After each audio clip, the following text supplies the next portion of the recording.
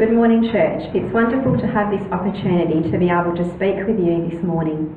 I'm going to share an offering message today, and in particular, giving your very best to God. The text I would like to read is 2 Corinthians 8:4.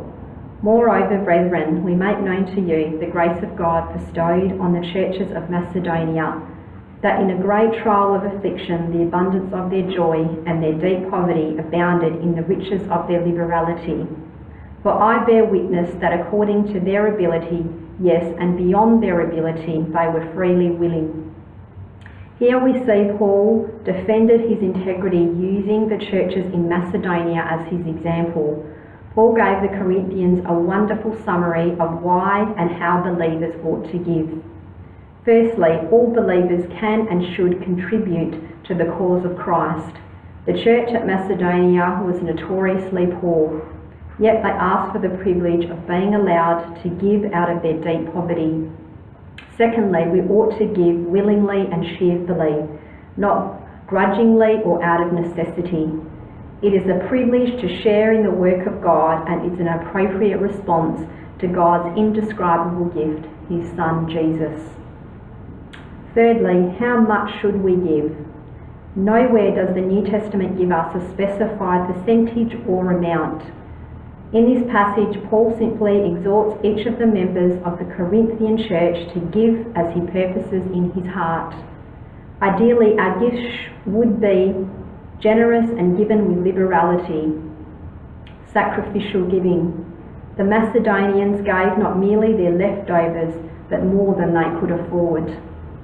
In the Nelson's Bible Dictionary, the tithe in the New Testament is defined as believers being generous in sharing their material possessions with the poor and for the support of Christian ministry.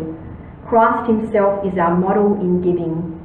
Giving is to be voluntary, willing and cheerful, and given in the light of our accountability to God.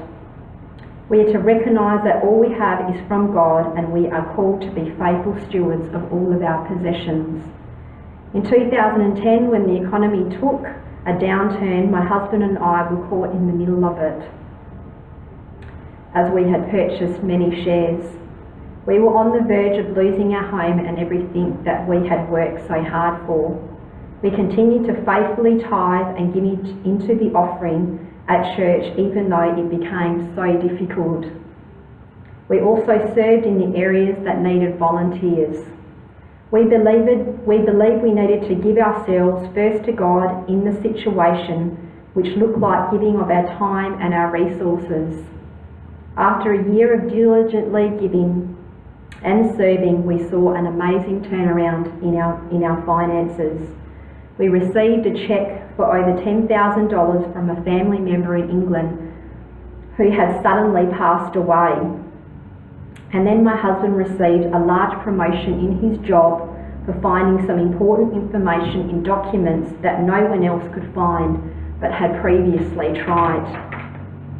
In a recent research, it has revealed that spending money on others actually makes us happier than spending it on ourselves, and giving to others can actually make us healthier.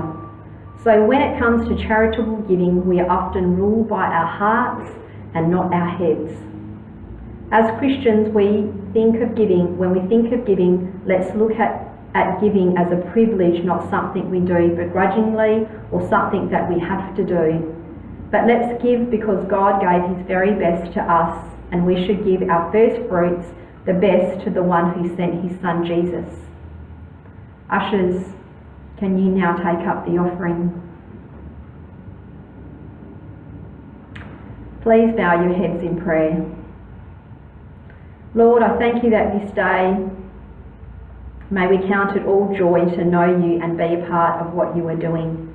I pray these finances that we are giving today will go forth and impact in places and lives where we cannot physically be, but we believe they will make a real difference. We thank you we can be cheerful givers, and as we do, we would experience your love in a special way. Amen.